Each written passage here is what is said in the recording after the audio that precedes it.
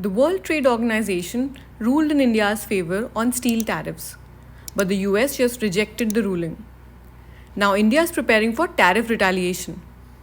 Hi everyone, welcome back to Knowledge Feed, your go-to place for facts and global insights. Today, we are decoding a high-stakes trade clash between two major global players, India and the United States. In 2018, under former President Trump, the US imposed tariffs on steel and aluminium imports.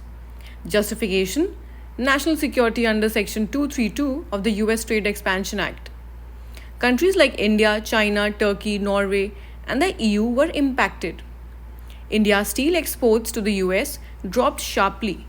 From $372 million in 2017, they fell by over 50% in the next few years. India challenged these tariffs at the WTO in 2019. India filed a case arguing US tariffs were disguised protectionism, not genuine security concerns.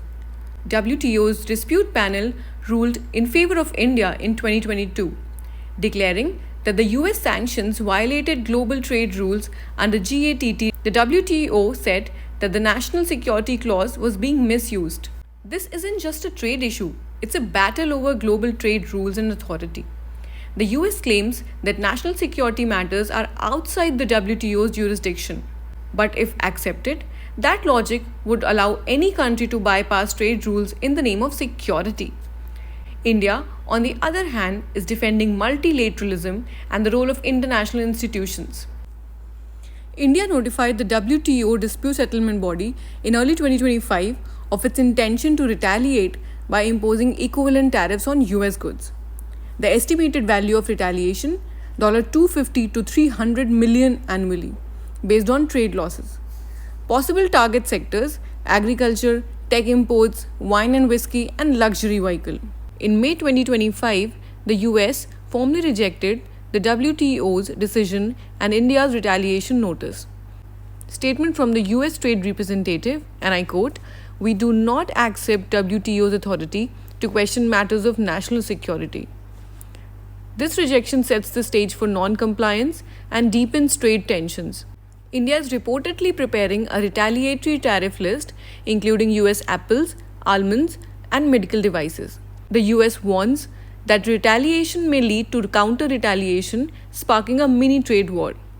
Experts fear ripple effects on bilateral relations, especially as India heads into election year 2026 and US gears for presidential elections.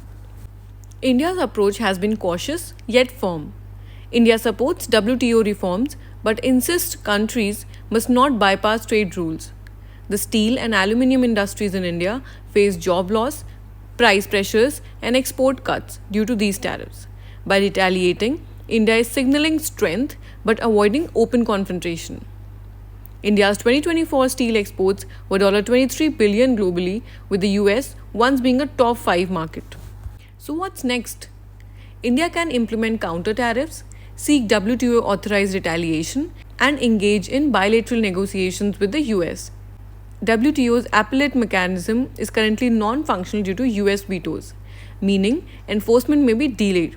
This dispute tells us something bigger about the future of global trade itself. For India, it shows rising confidence on global stage, proves India isn't afraid to defend its interest against powerful economies. For the US, it highlights Washington's friction with multilateral institutions. For WTO, it is a test of relevance. Can it survive if major powers ignore its rulings? Geopolitical insight: as India grows closer to the West through defense and technology, Quad, IPEF, such trade tensions can complicate alliances. For the world, increased tariff retaliation is equal to greater economic uncertainty, supply chain stress, and inflationary pressures globally. So what do you think? Is India right to retaliate? Should World Trade Organization still control global trade rules? Drop your thoughts in the comments and don't forget to like, share and subscribe. Thanks for watching. See you in the next one.